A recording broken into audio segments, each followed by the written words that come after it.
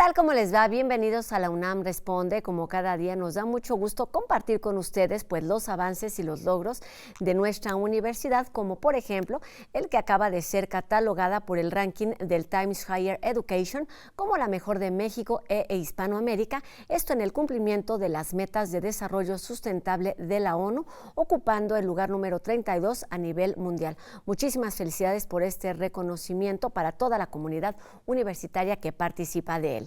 Y bueno, nuestro tema de hoy, el mar que nos rodea, en realidad sabemos que es un solo cuerpo de agua, un solo océano que, bueno, por su complejidad, está abierto a distintas mediciones y hoy conoceremos una de ellas. Quédense con nosotros.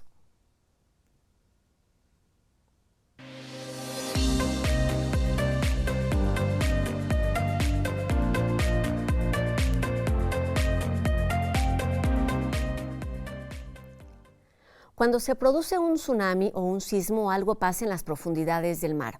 Hoy podemos decir con orgullo que México es el primer país en medir la rotación del fondo oceánico relacionado con esos movimientos. Y bueno, las investigaciones están encabezadas por especialistas universitarios de distintas disciplinas que trabajan con expertos también de otros países.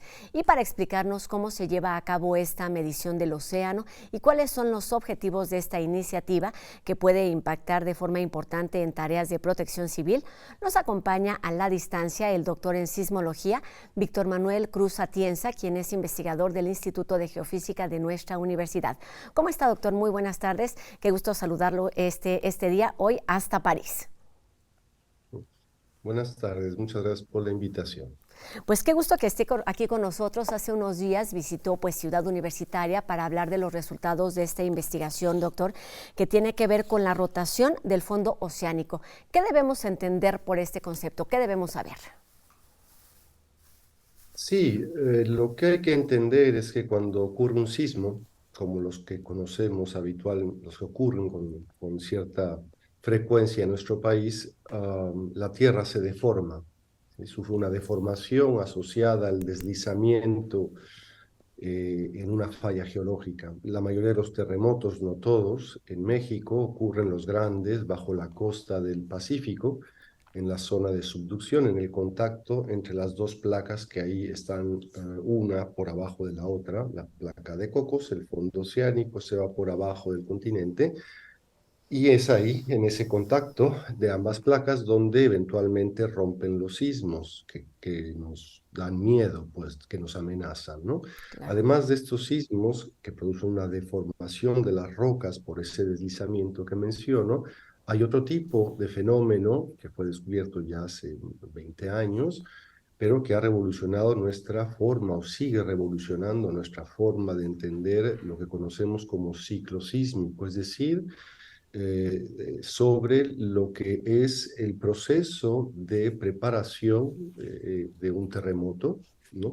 Entre dos terremotos pasan cosas y entre ellas son estos lo que conocemos como sismos lentos, que en Guerrero se descubrieron desde hace ya muchos años, en 2001, y que ocurren con bastante periodicidad en diferentes lugares del mundo, incluyendo México, y son los más grandes del mundo, los que tienen lugar en Guerrero. Entonces, cuando ocurre un sismo lento, lo que constatamos es que de los últimos 6 terremotos importantes que ha habido en México, esos son en febrero de 2018 en Pinotepa Nacional, en abril de 2014 en Papanoa, y luego en junio de 2020 en Puerto Escondido, luego está el de Acapulco del 2021, se me está yendo uno por ahí, creo, y bueno, el último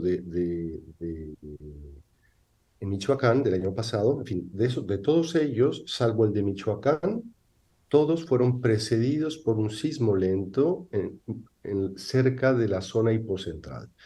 Esto no significa que cada vez que haya un sismo lento rompa un sismo potencialmente destructivo. Pareciera entonces que estos sismos lentos pues son una condición necesaria, pareciera, ¿no? Es lo que la comunidad internacional está entendiendo en estos últimos pocos años, necesaria para que rompa un sismo, pero no suficiente.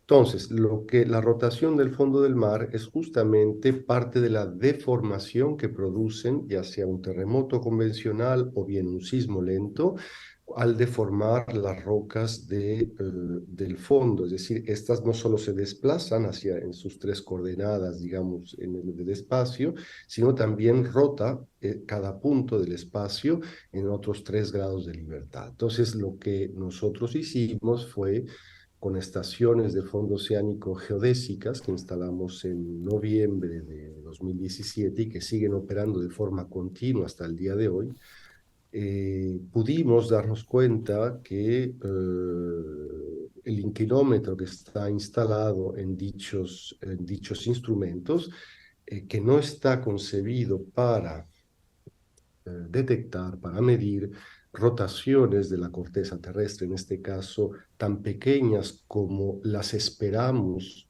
producidas por un sismo lento. Estamos hablando del orden de entre 1 y 20 como máximo microradianes, una millonésima parte de radián, que es muy poquito. Ok. Entonces, yo me sorprendí mucho, en fin, cuando vi estas señales en la serie temporal del inclinómetro y puedo, si no, luego explicar mejor qué consisten y cómo fue que pudimos probar que efectivamente estábamos registrando esta deformación producida por los sismos lentos y la importancia el por qué es importante esta observación. Doctor, mientras lo escucho pensaba en cuáles fueron esas inquietudes que desataron esta investigación. Ustedes, investigadores universitarios en colaboración con especialistas de otros países, entre ellos entiendo que Japón, ¿cómo es que iniciaron este proyecto de investigación? ¿Cuáles son esas inquietudes, esas preguntas que querían resolver hace por lo menos 6 años? Claro, digamos, este gran proyecto que efectivamente llevamos a cabo junto con varias universidades en Japón y varias instituciones también mexicanas, liderados por la Universidad, la UNAM, el Instituto de Geofísica en México y por la Universidad de Kioto en Japón. Allá el líder del proyecto fue mi colega y amigo, el doctor Yoshihiro Ito.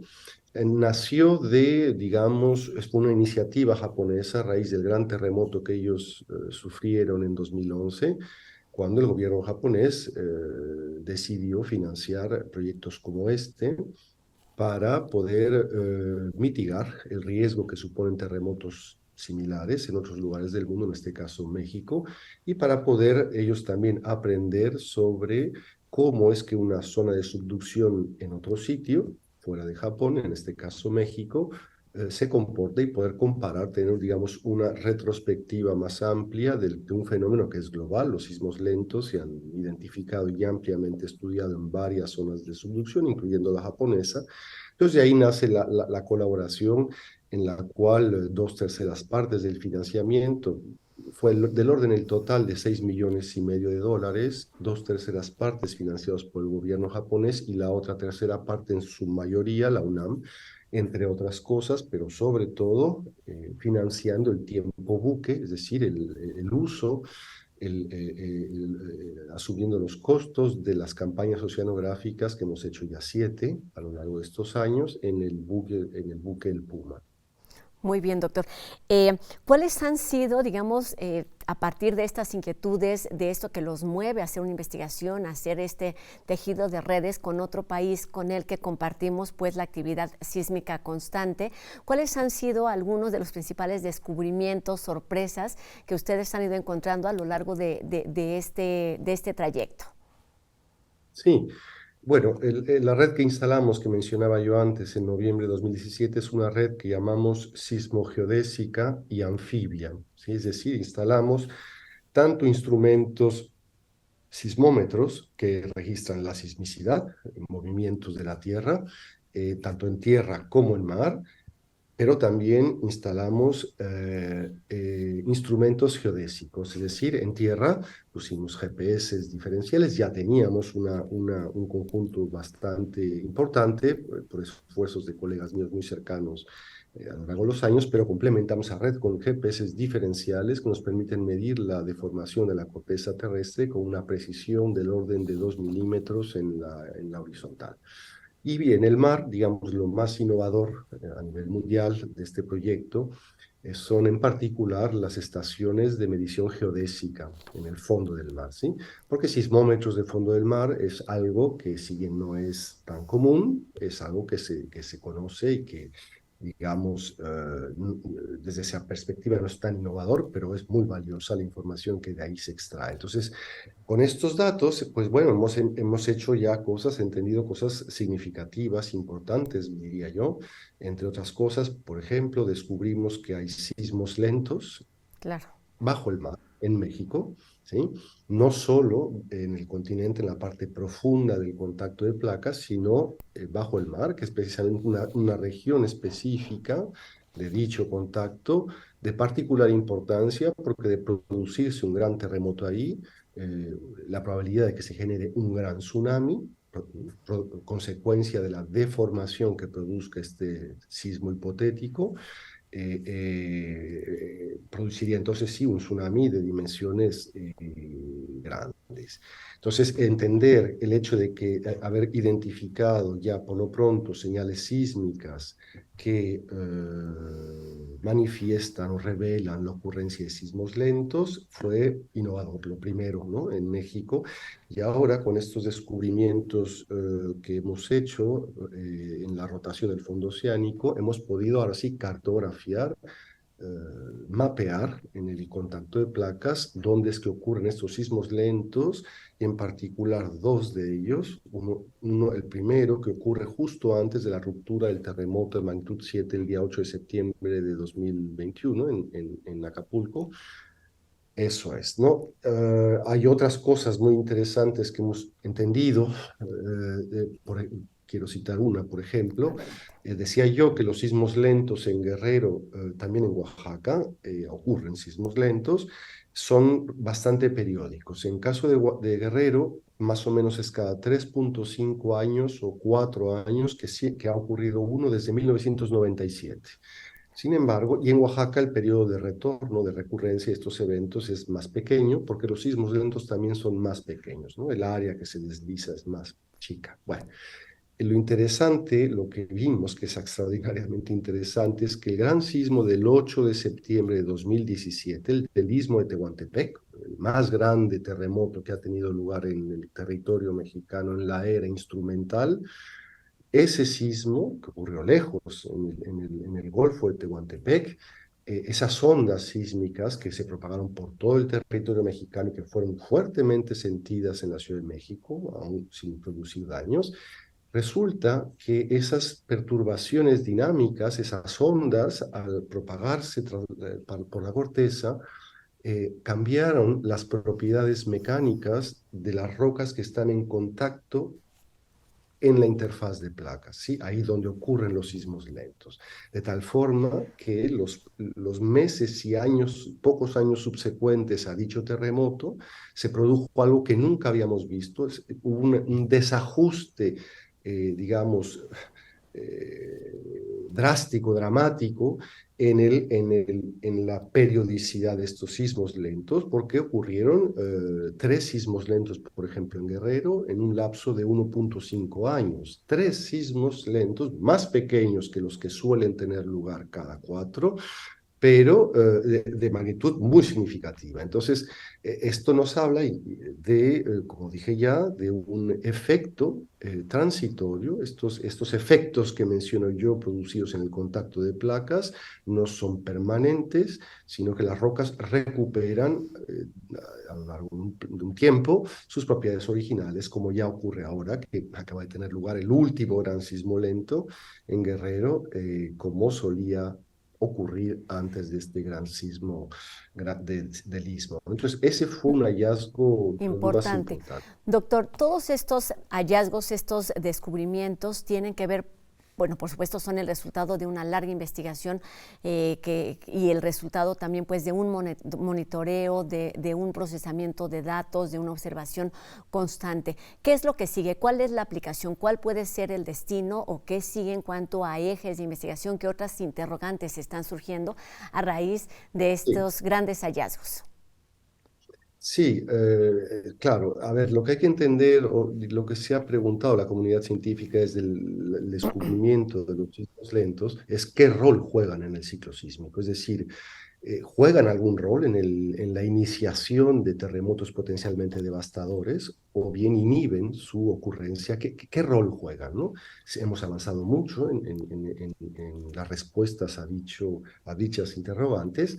Eh, eh, y para poder, por ejemplo, decía yo, entre las cosas que demostramos que tuvieron lugar en México, es que, por ejemplo, el terremoto del 16 de febrero de 2018 en Oaxaca, un Pinotepanación, un 7.2, perdone, ocurrió justo, fue detonado por los esfuerzos que acumuló un sismo lento que estaba teniendo lugar justo al norte del Lipoceno. Entonces, este tipo de hallazgos, de modelos que permiten cuantificar y verificar o validar hipótesis, solo son viables en la medida en que tengamos redes de observación a la altura de la amenaza sísmica que existe en nuestro país, ¿sí?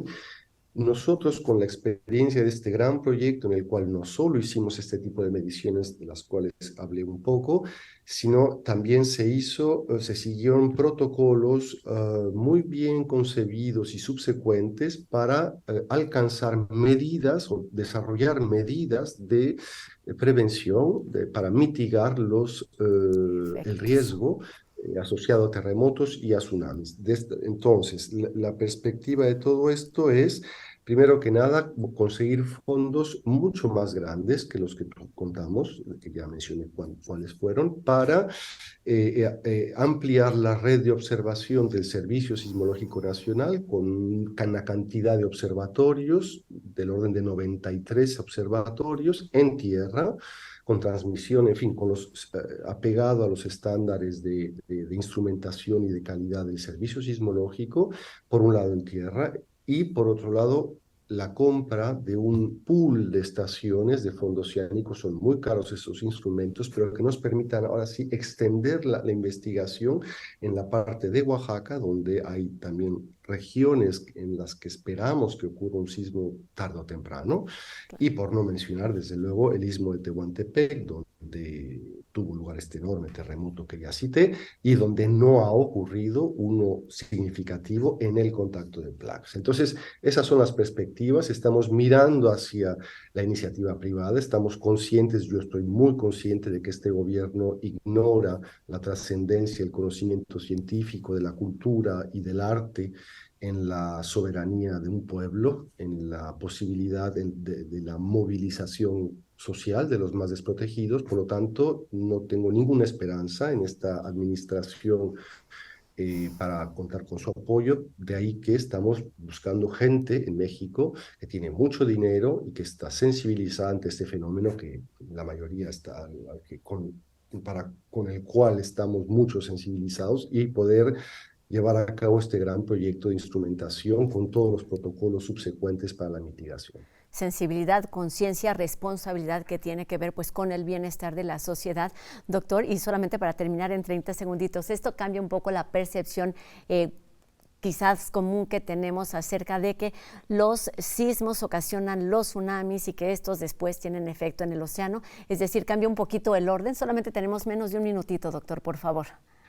No, los tsunamis simplemente son la mayoría de ellos, ¿eh? Hay otro tipo de generación de tsunamis, pero la mayoría son producidos por grandes sismos, ¿sí? Es decir, son terremotos que rompen muy cerca del fondo oceánico, de tal forma que su deformación lo único que hace es levantar el fondo del mar o hundirlo, y con esto la columna de agua se desplaza verticalmente y son ondas gravitacionales que viajan en el agua producidos por ese desnivel súbito debido a la deformación del fondo marino. ¿Sí? Entonces, entender los sismos lentos nos permite entender mucho mejor cuáles podrían ser los escenarios más realistas de grandes sismos, particularmente en la brecha sísmica de Guerrero, que sabemos que no ha roto en un sismo significativo Fuerte, mayor a claro. 7 de más de 110 años.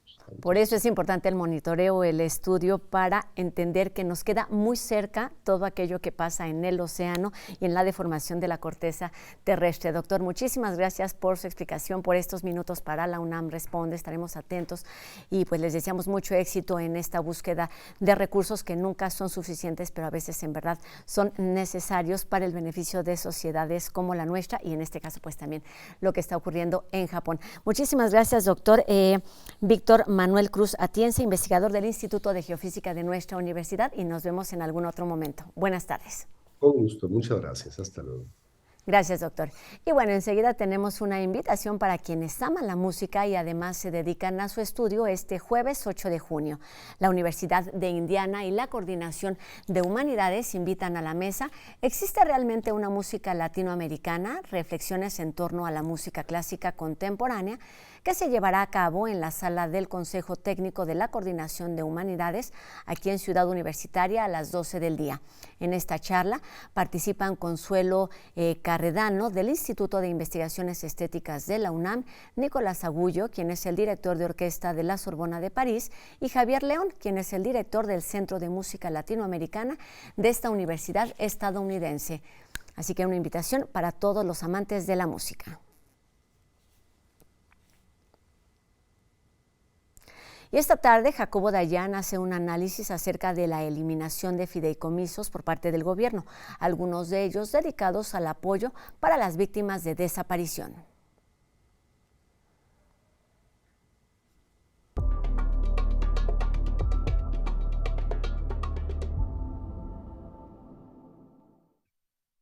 Se consumó la desaparición de decenas de fideicomisos.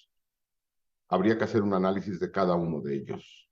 Particularmente, desapareció el fideicomiso de apoyo y reparación integral a las víctimas del país. Un fideicomiso que era insuficiente y ahora es inexistente. Las víctimas, las cientos de miles de víctimas de este país, que no tienen acceso a la verdad, ni a la justicia, ni a la no repetición, ahora ni siquiera tienen un fondo para la reparación. Al país le urge una política seria de reparación integral a las víctimas. Además, evidentemente, de garantizarles verdad, justicia y no repetición. En estas decenas de fideicomisos desaparecidos, ha pasado desapercibido el fideicomiso de víctimas. Somos un país con cientos de miles de víctimas que ahora no tienen ni siquiera recursos suficientes para garantizar una reparación integral. Es inaceptable. Hasta luego.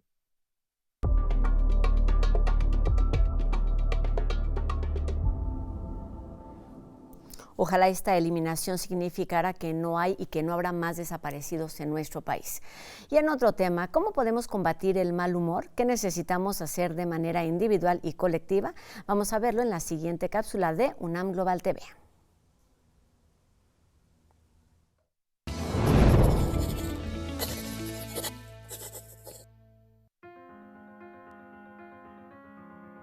Polarización política, pobreza, inflación, violencia, disparidad de oportunidades. Estos son tan solo algunos factores que inciden en un fenómeno que cada vez nos afecta más, el mal humor social. Hoy, gracias a las redes sociales en todas sus expresiones, permiten que todos estemos, por un lado, participando, opinando, leyendo, pero también haciéndonos parte de esos problemas. El humor social no es bueno o malo per se, responde a variantes. Sin embargo, cada vez hay más evidencias de que transitamos hacia uno negativo. El humor social no tiene neutralidad. El humor es una percepción de tu realidad a partir de cómo la quieras aceptar y cómo la quieras entender. En el siglo XXI, este mal humor encontró en las redes una vía para viralizarse y modificó nuestra forma de hablar.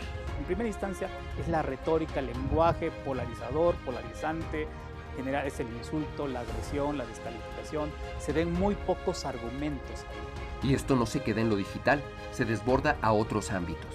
Lo vemos en las manifestaciones, en las pintas de las paredes, en el espacio público ya físico. También podemos ver este enojo. Este mal humor, aunque social, puede afectar nuestra salud a nivel individual. La gente se angustia, la gente se pierde el control de sí mismo, potencializa ese miedo a morir o ese miedo a sentirse mal o ese miedo a perder todo y obviamente acaban en ya patrones de depresión, en patrones de ansiedad, en patrones de miedo, en patrones de tristeza, de hipersensibilidad. Lo alentador es que el humor social oscila y todos podemos colaborar para pasar de uno malo a otro regular o incluso bueno. En la medida de lo posible, pues solidarizarnos con la gente que está cerca de nosotros, en nuestros espacios laborales, nuestros espacios de vida cotidiana, donde sea. Creo yo que es importante apelar de nuevo a la solidaridad.